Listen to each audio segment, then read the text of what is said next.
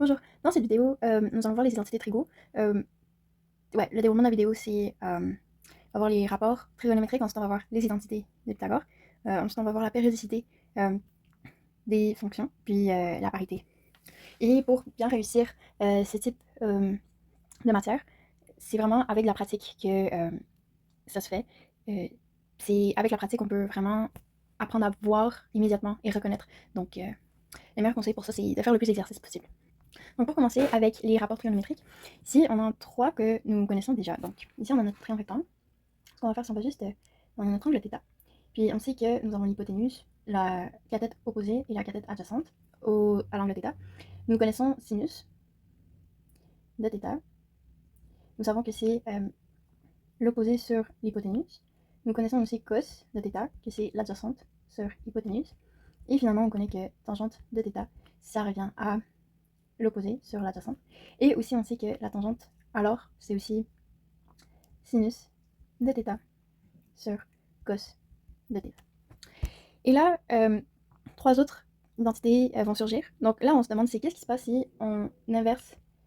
C'est au lieu de faire opposé sur hypoténuse, qu'est-ce qui se passe si on fait hypoténuse sur opposé, ou hypoténuse sur adjacente, ou adjacente sur opposé. Donc là, ce que ça fait, c'est que par exemple, pour sinus, si on fait sin, donc 1 sur sin, donc on le met en dénominateur, ce qui va arriver, c'est que c'est comme si on inversait cette fraction, puis ça nous donne hypoténuse sur opposé. Et ça, en mathématiques, on lui a attribué un nom qui s'appelle coséquente, donc cosec de θ. De la même manière, si on met cos en tant que dénominateur, ça inverse la définition, donc ça devient hypoténuse sur adjacente, puis le nom qu'on lui attribue, c'est séquente de θ. Ensuite, pour tangente, la même logique encore, on le met en tant que dénominateur. Donc ça va inverser, donc ça va devenir adjacente sur opposé. Et à la fois aussi, ça va devenir cos de θ sur sin de θ. Puis le nom qui lui est attribué, c'est cotangente, donc cote de θ. Donc ça, c'est les rapports trigonométriques. Puis un exercice très commun avec leur utilité, c'est surtout quand tu veux simplifier une expression ou tu veux manipuler une expression. Donc par exemple ici, on nous dit de simplifier les expressions suivantes. Donc on a cos pour le premier, cos fois tan. Donc pour simplifier, on sait que tan, encore par sa définition, c'est sin et cos, parce que ici, en fait, quand c'est sous cette forme-là, on peut rien faire.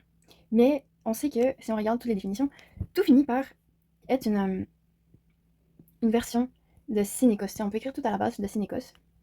Donc ce qu'on fait, c'est on essaie de mettre tout comme ça sous base de sin et cos. Donc tangente, en fait, comme on a vu dans la définition, c'est sin de θ divisé par cos de θ, comme on a vu ici.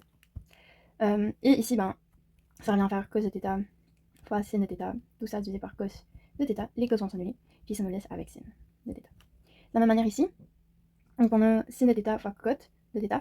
Cot ici on a vu c'est cos sur sin, donc on va faire ça, donc on fait sin de θ fois, puis là on met ça en parenthèse, donc cos sur sin. Et encore une fois, on peut simplifier les signes ici, s'en débarrasser, puis ça nous donne cos de θ. Ensuite pour le troisième, on a séquente. Donc ici séquente, si on regarde sa définition, c'est 1 sur cos. Donc encore une fois, on fait juste remplacer par sa définition. Donc on a 1 sur cos, puis ça fait cos de θ sur cos ici. Et ça, ça s'annule, puis ça nous donne 1. De la même manière pour le numéro 4, donc c'est un peu la même logique, on regarde cosec. Cosec c'est 1 sur sin, donc on voit sin de θ, il y a 1 sur sin. Puis ici ça s'annule, et ça nous laisse avec 1. Et encore une fois, bon, ici on a tan, sec et cosec. Donc ici, on peut rien vraiment faire à ce moment-là, donc ce qu'on va faire c'est, on va toutes les remplacer par leur définition. Donc tan, on avait vu que c'était sin sur cos. Ensuite séquente, on avait vu que c'est 1 sur cos. Et coséquente, c'est 1 sur sin. Ici donc, si on réécrit, donc on a sin sur cos. Puis là, je vais juste réécrire ça comme ça, donc on a 1 sur cos divisé par 1 sur sin. Puis ici, ce qui se passe, c'est que le sin, il va s'inverser. Donc ça fait sin sur cos. Puis là, on a fois 1 sur cos fois sin. Puis là, ici, ça fait sin sur cos fois sin sur cos. Puis là, ici, on voit que les deux, c'est la définition de tangente. Donc, on a tangente fois tangente. Et ça nous donne tangente au carré. Ensuite, nous avons les identités pythagoriciennes, donc les de Pythagore. Donc ici, la meilleure référence pour comprendre un peu la logique du début, c'est la vidéo sur le cercle trigonométrique. Donc ici, en fait, se basant sur ça, on sait que l'hypoténuse est égale à 1. Ça, c'est notre angle d'étape. Puis on avait vu avec le cercle trigonométrique que x au carré plus y au carré qui est égal à 1, c'est la formule du cercle trigo.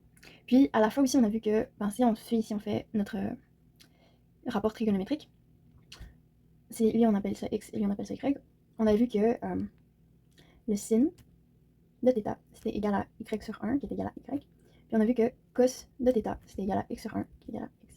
Donc ici, ce qu'on peut faire, c'est remplacer le x par cos, puis le y par sin. Et là, ce qu'on voit ici, c'est que on a l'identité, on peut faire Pythagore, donc 1 au carré est égal à sin au carré plus cos au carré.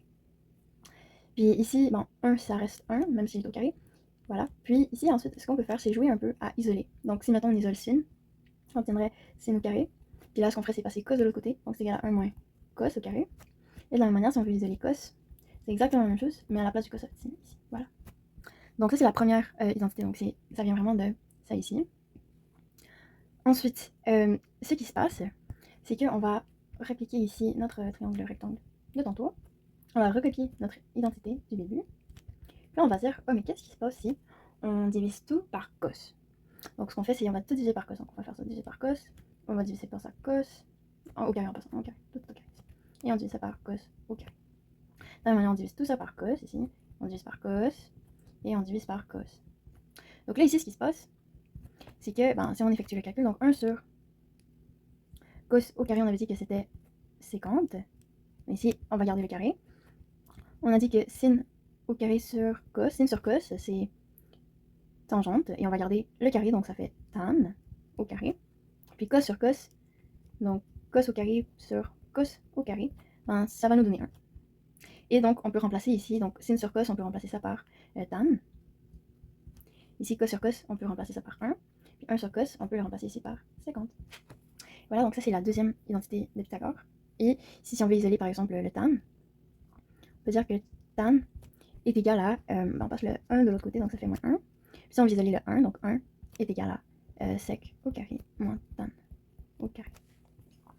Ensuite, donc là, on va recommencer à faire comme on a fait tantôt, donc 1 sin de θ, cos de θ et θ, voilà. Puis on va réécrire notre et là, à la place de diviser tout par cos, on va tout diviser par sin. Si on divise ça par sin, on divise ça par sin, on divise ça par sin, on divise ça par sin. Mais vu que c'est au carré, ça va être au carré. Ici, vu que c'est au carré, on va mettre ça au carré aussi. Et voilà. Et là, on fait comme on a fait tantôt avec l'autre. Donc 1 sur sin, on avait dit que c'était coséquente. Donc cosec au carré de θ. Sin sur sin, c'est 1. Et cos sur sin, on avait vu que c'était cotangente au carré. Voilà. Et finalement, ici, on remplace donc sin sur sin, c'est 1. 1 sur sin, c'est coséquente. Et cos sur sin, c'est cotangente. Et on peut faire comme tantôt, on va isoler. Donc si on veut isoler le cot, on obtient coséquente moins 1. De la même manière, si on veut isoler le 1, on obtient coséquente moins cote. Et ça, c'est notre troisième identité de Pythagore. Donc ça, ici, on va faire quelques exemples. Ils se font assez vite. Donc, pour le premier, 1 moins sin au carré. Ici, on avait vu que 1 moins sin au carré, c'est égal à cos. Donc, on peut juste remplacer tout ça par cos. Donc, on peut dire cos au carré. Ensuite, de la même manière, 1 moins cos au carré, on regarde ici. 1 moins cos au carré, c'est égal à sin au carré. Donc, on fait juste remplacer. Ensuite, 1 plus tan au carré. Donc, on va regarder ici. 1 plus tan au carré, ici, ça nous donne 50 au carré. Ensuite, 1 plus cot. Ici, ça nous donne coséquente au carré. Ensuite, 50 moins 1, on l'a isolé tantôt ici. Ça nous donne tan au carré. Cosec au carré, ici, moins 1, on a vu que c'est égal à cos au carré. Donc on fait juste vraiment remplacer. On regarde c'est quoi l'égalité, puis on fait l'équivalence. C'est pour le numéro 7, ok. Donc là, on a 1 moins cos au carré fois 50. Donc 1 moins cos au carré, c'est, on avait dit, c'est sin au carré. Donc on va le remplacer, donc sin au carré. Puis 50, on avait dit que c'était 1 sur cos. En fait, si, je crois que j'avais oublié le petit. Voilà, on va faire ça.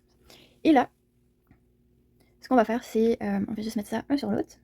Donc, sin au carré sur cos carré. Puis ça nous donne tan au carré. Voilà. Ensuite, pour le numéro 8, si on fait... on fait la même chose, donc 1 moins sin, on avait dit que c'était cos au carré.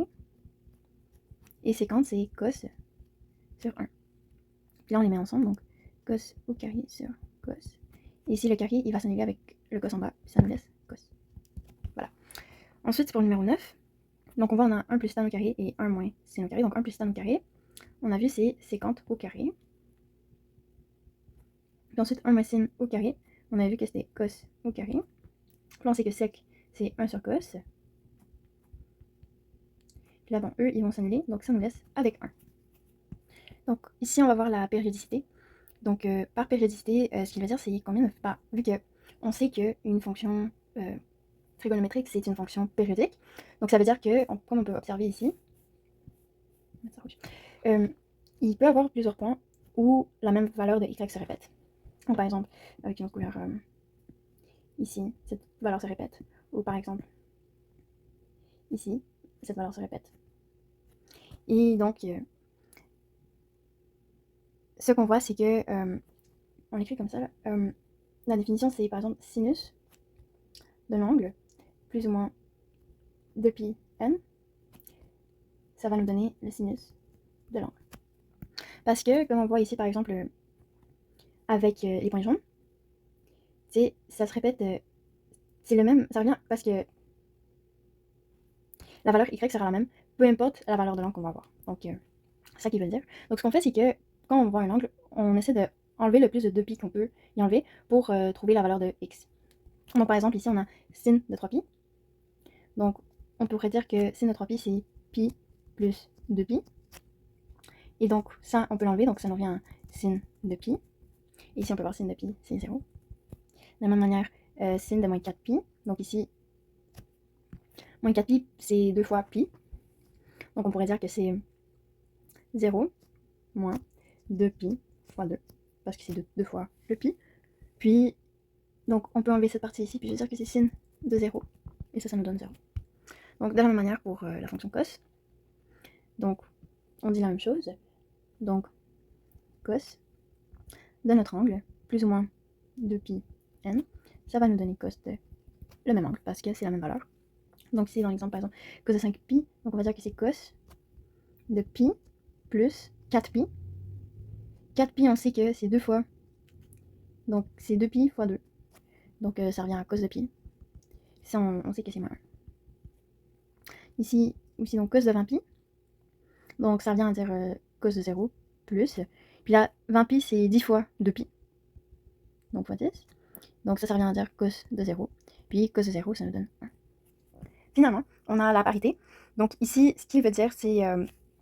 donc, par exemple, dans la fonction sinus, quand on regarde une valeur dans l'axe des x, puis on regarde ensuite son opposé, encore dans l'axe des x, ce qu'on va se demander, c'est est-ce que la valeur de y, est-ce qu'elle va être de même signe ou de signe opposé?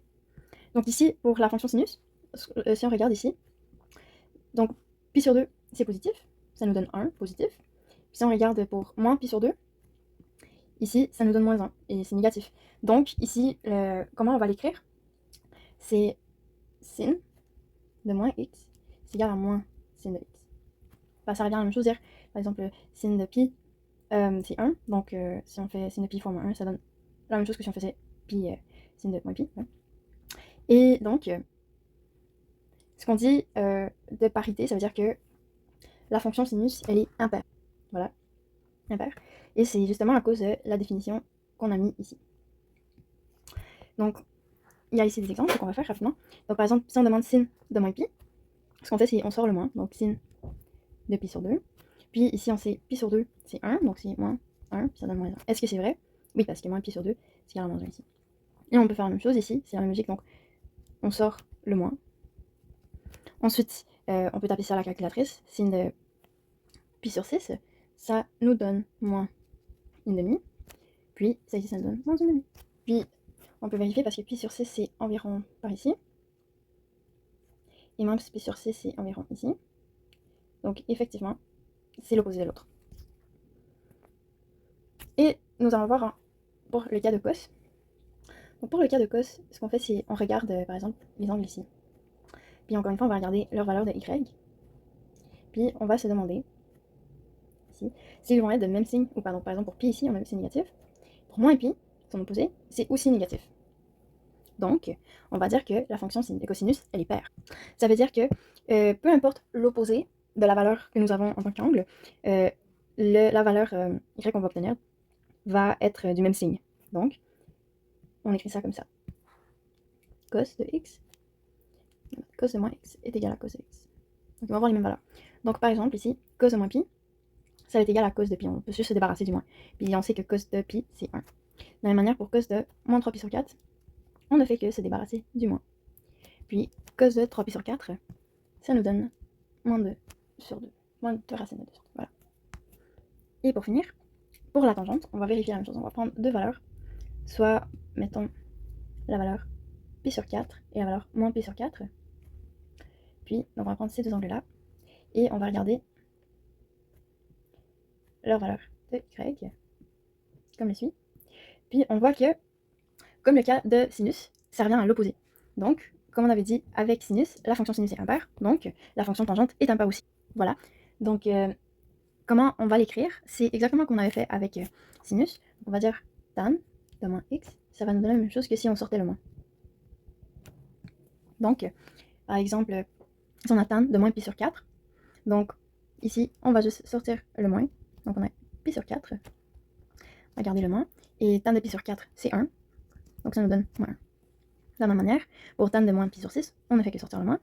On écrit tan de pi sur 6. Puis, tan de pi sur 6, on sait que ça nous donne racine de 3 sur 3. Donc, ça nous donne moins racine de 3 sur 3. Voilà. Donc, voilà pour cette vidéo. Ce que je conseille quand même, c'est si tu peux te faire comme une liste sur une feuille de toutes les identités, ça va te permettre de faire les exercices si tu as des devoirs ou quoi que ce soit.